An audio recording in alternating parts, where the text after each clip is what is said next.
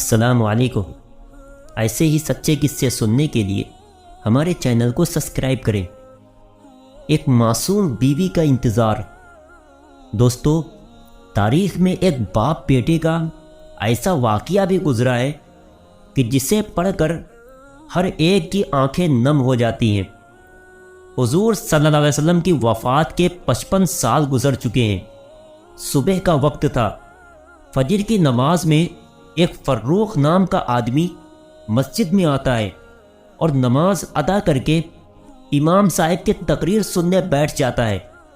امام صاحب کہہ رہے تھے کہ اے لوگوں، ترکستان میں جہاد ہو رہا ہے، وہاں لوگوں کی ضرورت ہے، اس لیے آپ لوگ اس جہاد میں شرکت کریں۔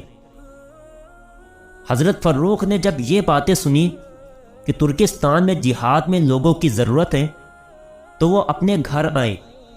ان کی ابھی نئی نئی شادی ہوئی تھی۔ انہوں نے اپنی بیوی سے کہا کہ میں اللہ کے راستے میں جہاد پر جانا چاہتا ہوں۔ بیوی نے کہا کہ آپ یہ کیسی باتیں کر رہے ہیں؟ میرے پیٹ میں آپ کا 2 مہینے کا بچہ ہے، اگر آپ مجھے اکیلا چھوڑ کر چلے جائیں گے تو میرا اور میرے بچے کا کیا بنے گا؟ فروخ نے کہا کہ اے اللہ کی بندی، تو اللہ پر بھروسہ رکھ، اور یہ میرے پاس 4000 دینار ہے، انہیں تو اپنے خرچے میں لانا، اور میں 4 مہینے میں واپس آ جاؤں گا۔ بہت کہنے کے بعد بیوی نے کہا ٹھیک ہے، لیکن جلدی واپس آنا۔ اور پھر اسی دن فروخ نے اپنا جہاد کا سامان تیار کیا اور شام ہوتے ہوتے اپنا گھوڑا لے کر گھر سے نکلنے لگے۔ شوہر کو جاتا دیکھ بیوی کی آنکھوں میں آنسو بھر آئے۔ فروخ نے بیوی کو گلے سے لگاتے ہوئے کہا کہ تم پریشان نہ ہو، اللہ تمہارا رکھوالا ہوگا، میں جلد ہی واپس آ جاؤں گا۔ اور ہاں، ایک بات کا خیال رکھنا کہ اگر میں واپس نہ آ سکوں اور اللہ کی راہ میں شہید ہو جاؤں تو تمہارے پیٹ میں جو بچہ ہے، اگر وہ لڑکا ہوا تو اسے بہت بڑا عالم بنانا اور دین کی تعلیم دینا، اور اگر لڑکی پیدا ہوئی تو اس کی اچھے سے تربیت کرنا اور پھر کسی شریف گھرانے میں اس کی شادی کر دینا۔ اتنا کہہ کر نم آنکھوں کے ساتھ فروخ نے اپنا سامان اپنے کندھے پر لیا اور گھوڑے پر بیٹھ کر چل دیے۔ بیوی دروازے پر کھڑی اپنی محبت اپنے شوہر کو دیکھ رہی تھی۔ اس کے دل میں عجیب سا طوفان برپا تھا۔ کبھی خیال آتا ہے کہ میرے شوہر جا رہے ہیں، پتہ نہیں اب کبھی ان کو دیکھنا نصیب بھی ہوگا یا نہیں، اور کبھی خیال آتا کہ میری زندگی کا اب کیا بنے گا؟ اگر یہ واپس نہ آئے تو میرا اور میرے بچے کا کیا ہوگا؟ پتہ نہیں اب اس دنیا میں مجھے اپنے شوہر سے ملنا نصیب ہوگا یا پھر سیدھے جنت میں ہی ان سے ملاقات ہوگی۔ بیوی نے خود کو سنبھالتے ہوئے کہا کہ تم اللہ پر بھروسہ رکھو، اللہ ہمارا اور بچے کا محافظ ہوگا۔ فروخ نے اپنا گھوڑا دوڑایا اور مدینے کے راستے پر چلنے لگے۔ بیوی دروازے پر کھڑی اپنی محبت کو دور جاتا دیکھ رہی تھی۔ شام کا وقت تھا، اندھیرا چھانے والا تھا، اور ادھر اس معصوم بیوی کے دل کی دنیا بھی ویران ہوتی جا رہی تھی۔ وہ بیچاری دروازے پر کھڑی مسلسل روئے جا رہی تھی اور اپنے شوہر کو دور جاتا دیکھ دل ہی دل میں اللہ سے فریاد کر رہی تھی کہ اے میرے مولا، میرے شوہر کی حفاظت فرمانا اور انہیں صحیح سلامت گھر واپس بھیج دینا۔ اچانک دور ایک گلی سے فروخ نے اپنا گھوڑا دوسری طرف موڑا اور وہ بیوی کی نظروں سے چھپ گئے۔ ادھر بیوی دروازے کے پاس ہی بیٹھ کر سسک سسک کر رونے لگی۔ اسے کچھ سمجھ نہیں آ رہا تھا کہ اب اس اکیلے گھر میں وہ کیا کرے۔ دن گزرتے گئے، ایک دن گزرا، ایک ہفتہ گزرا، ایک مہینہ گزرا، اور اسی طرح 4 مہینے گزر گئے۔ بیوی بھی بیچاری انتظار میں بیٹھی تھی کہ اب 4 مہینے گزر چکے ہیں، انہوں نے وعدہ کیا تھا کہ 4 مہینے بعد میں واپس آ جاؤں گا، اس لیے اب کسی دن میرے شوہر ضرور واپس آ جائیں گے اور میری زندگی میں پھر سے خوشیاں بھر جائیں گی۔ لیکن اسی طرح پورا سال گزر گیا شوہر واپس نہیں آئے اور ان کی کوئی خبر بھی نہ ملی۔ کئی سال گزر گئے۔ وہ بیچاری معصوم بیوی ہر روز ہلکی سی آہٹ پا کر دروازے کی طرف بھاگتی کہ شاید میرے شوہر واپس آ گئے ہیں، لیکن دروازے پر پہنچ کر معلوم ہوتا کہ ابھی تو جدائیاں ہی جدائیاں ہیں۔ بیوی انتظار کرتی رہی اور مدینہ میں ہر آنے جانے والے سے پوچھتی کہ تمہیں میرے شوہر فروخ کے بارے میں کچھ پتہ ہے، لیکن سبھی لوگوں سے صرف ایک ہی جواب ملتا کہ ہمیں فروخ کی کوئی خبر نہیں کہ وہ کہاں ہے اور کس حال میں ہے۔ اسی طرح 10 سال گزر گئے۔ اب تو امید بھی ٹوٹ چکی تھی۔ بیوی نے بھی سمجھ لیا تھا کہ شاید میرے پیارے شوہر اللہ کی راہ میں شہید ہو گئے ہیں۔ اب دنیا میں مجھے ان سے ملنا نصیب نہیں ہوگا، اس لیے جنت ہی میں ان سے ملاقات ہوگی۔ فروخ کے گھر ایک لڑکے کی پیدائش ہوئی۔ ان کی بیوی نے اس لڑکے کی بہت اچھے سے تربیت کی اور اسے بہت بڑا عالم بنایا کہ یہاں تک کہ امام مالک جیسے لوگ اس لڑکے کے شاگرد بنے۔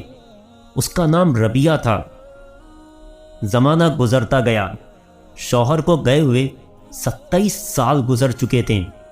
ان کے واپس آنے کی کوئی امید بھی نہیں تھی، لیکن ایک رات وہ بھی آتی ہے کہ وہی فروخ ترکستان سے اپنے گھر کی طرف واپس لوٹتے ہیں۔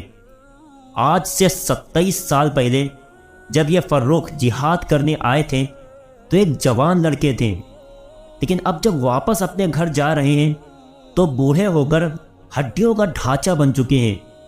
فروخ کو بیوی بچوں کی یاد ستا رہی تھی، اس لیے اپنا گھوڑا لیا اور مدینے کی طرف چل دیے۔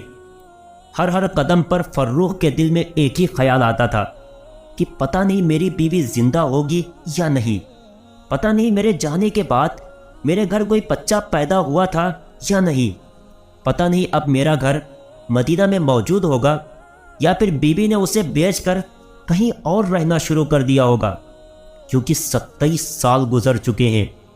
یہ سارے سوالات حضرت فروخ کے دماغ میں گھوم رہے تھے اور رات کے اندھیرے میں ان کا گھوڑا مدینے کی طرف دوڑتا جا رہا تھا۔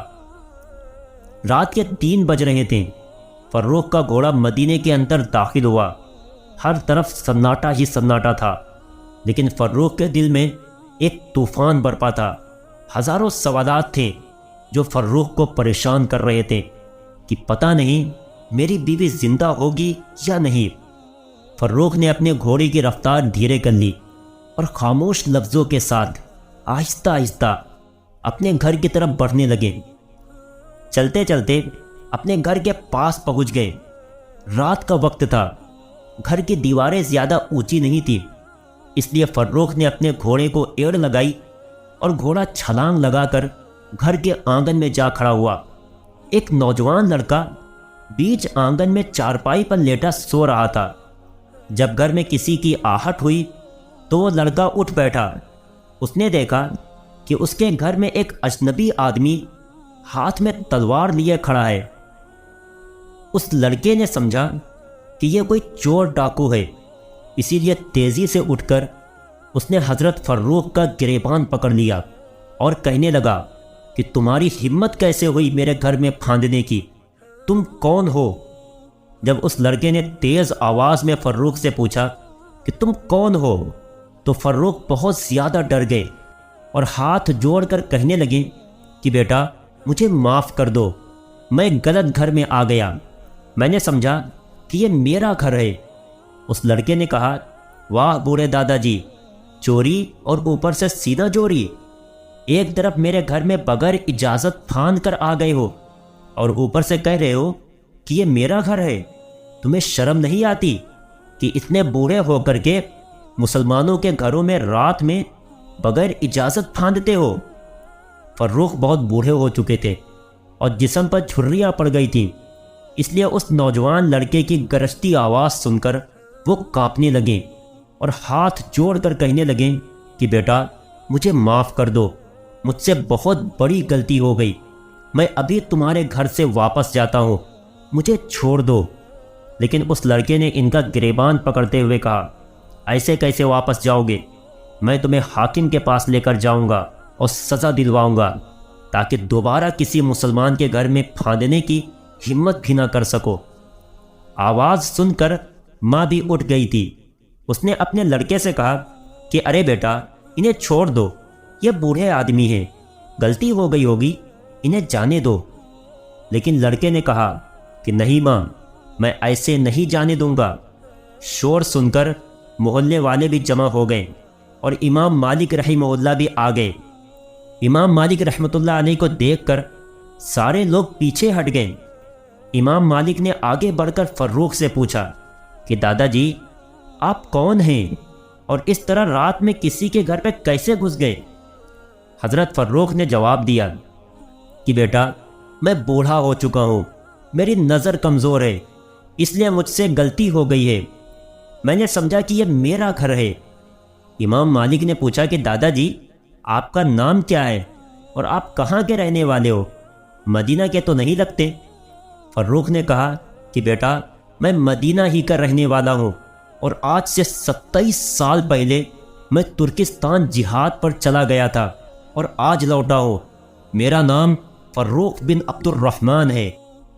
گھر کے اندر سے فروخ کی بیوی یہ سب جھگڑے خاموشی سے سن رہی تھی، لیکن جیسے ہی ان بوڑھے دادا کی زبان سے سنا کہ میرا نام فروخ ہے، تو گھر کی چھت سے کھڑکی کھول کر اپنے شوہر کو دیکھا۔ بیوی کو اپنے شوہر کے بوڑھے چہرے میں وہی جوان چہرہ نظر آنے لگا۔ ایسا لگ رہا تھا کہ زمانہ کروٹیں بدل کر پھر سے 27 سال پیچھے چلا گیا ہو، اور وہی فروخ جو اپنی بیوی کو چھوڑ کر جہاد میں اللہ کی خاطر جا رہے تھے، وہ سارا منظر بیوی کی نظروں کے سامنے چھا گیا، اور بیوی نے چیختے ہوئے اپنے لڑکے ربیہ سے کہا کہ اے ربیہ، اس آدمی کا گریبان چھوڑو۔ حضرت ربیہ نے گھبرا کر اپنی ماں کی طرف دیکھا تو ماں نے کہا بیٹا، تجھے پتہ بھی ہے کہ یہ کون ہے؟ حضرت ربیہ نے کہا کہ ماں، مجھے تو نہیں پتہ، یہ بوڑھے دادا کون ہیں؟ ماں نے کہا بیٹا، یہ تیرا باپ ہے، جس کے بارے میں تو ہر رات مجھ سے پوچھا کرتا تھا کہ اماں جان، میرے ابا کہاں ہیں اور کب آئیں گے؟ یہ سن کر حضرت ربیہ اپنے باپ کے پیروں پر گر پڑے اور باپ کو پکڑ کر رونے لگے۔ فروخ نے اپنے بیٹے کو گلے سے لگا لیا اور پھر باپ بیٹے ایک دوسرے سے مل کر بہت روئے۔ ماں نے دروازہ کھولا اور فروخ اپنے بیٹے کے ساتھ گھر کے اندر گئے۔ صبح کے 4 بج چکے تھے۔ 1 گھنٹہ باتوں میں گزر گیا اور فجر کی اذان ہونے لگی۔ فروخ نے اپنی بیوی سے پوچھا کہ جہاد پر جاتے ہوئے میں نے تمہیں 4000 دینار دیے تھے، تم نے ان کا کیا بنایا؟ بیوی نے کہا کہ وہ 4000 دینار محفوظ رکھے ہیں، آپ پہلے مسجد نبوی میں جا کر فجر کی نماز پڑھا آئے۔ حضرت ربیہ پہلے ہی مسجد جا چکے تھے۔ فروخ تھوڑا دیر سے مسجد میں پہنچے تو ایک بہت بڑا مجمع پہلے سے مسجد نبوی میں موجود تھا۔ فروخ نے پیچھے کھڑے ہو کر جماعت کے ساتھ فجر کی نماز پڑھی، اور پھر نماز کے بعد کیا دیکھتے ہیں کہ امام صاحب اپنی جگہ پر گھوم کر بیٹھ گئے ہیں، اور بڑے بڑے علماء کرام کہ امام مالک جیسے لوگ ان امام صاحب کو گھیر کر بیٹھ گئے، اور پھر امام صاحب لوگوں کو حدیث کا درس دینے لگے۔ فروخ کی آنکھوں کی روشنی کمزور ہو گئی تھی، اس لیے وہ امام صاحب کو پہچان نہیں پائے اور پیچھے ہی بیٹھ کر سارے لوگوں کے ساتھ حدیث کا درس سننے لگے۔ جب درس مکمل ہوا تو فروخ نے بغل میں بیٹھے ایک آدمی سے پوچھا کہ بھائی، یہ اتنا بڑا عالم محدث کون ہے کہ جو اتنے سارے لوگوں کو حدیث پڑھا رہا ہے، اور اس کے درس میں امام مالک جیسے لوگ بھی شاگرد بن کر ادب سے بیٹھے ہیں؟ اس آدمی نے کہا کہ دادا جی، آپ انہیں نہیں جانتے؟ فروخ نے کہا کہ بیٹا، مجھے تو نہیں پتہ کہ یہ کون ہے۔ اس آدمی نے کہا کہ لگتا ہے آپ مدینہ میں نئے نئے آئے ہو۔ فروخ نے کہا کہ ہاں بیٹا، میں آج ہی مدینہ آیا ہوں، لیکن میں رہنے والا مدینہ ہی کا ہوں۔ اس آدمی نے کہا دادا جی، یہ اس وقت کے سب سے بڑے عالم ربیہ ہیں۔ فروخ نے پوچھا کہ بیٹا، ان کے باپ کا نام کیا ہے؟ اس آدمی نے جواب دیا کہ ان کے باپ کا نام فروخ ہے، جو آج سے 27 سال پہلے اللہ کی راہ میں جہاد کے لیے چلے گئے تھے اور شاید وہیں شہید بھی ہو گئے۔ یہ سن کر فروخ بہت زیادہ خوش ہوئے کہ میرا لڑکا اتنا بڑا عالم بن چکا ہے۔ گھر آئیں اور بیوی کو گلے سے لگا دیا اور کہا کہ تو نے میری تمنا پوری کر دی۔ میں خود تو نہیں پڑھ پایا، لیکن تو نے میرے بچے کو اتنا پڑھا دیا کہ وہ آج امام مالک جیسے لوگوں کا استاذ ہے۔ بیوی نے کہا کہ آپ نے جو پوچھا تھا کہ وہ 4000 دینار کہاں ہیں، تو میں نے وہ سارے دینار تمہارے اسی بیٹے کو پڑھانے میں لگا دیے۔ فروخ نے کہا کہ حقیقت میں تم نے میرے پیسے برباد نہیں کیے۔ دوستو، اگر قصہ اچھا لگا ہو تو لائک کرنا اور چینل کو سبسکرائب کرنا نہ بھولیں، اور جاتے جاتے ایک پیارا سا کمنٹ ضرور کر دینا۔ السلام علیکم۔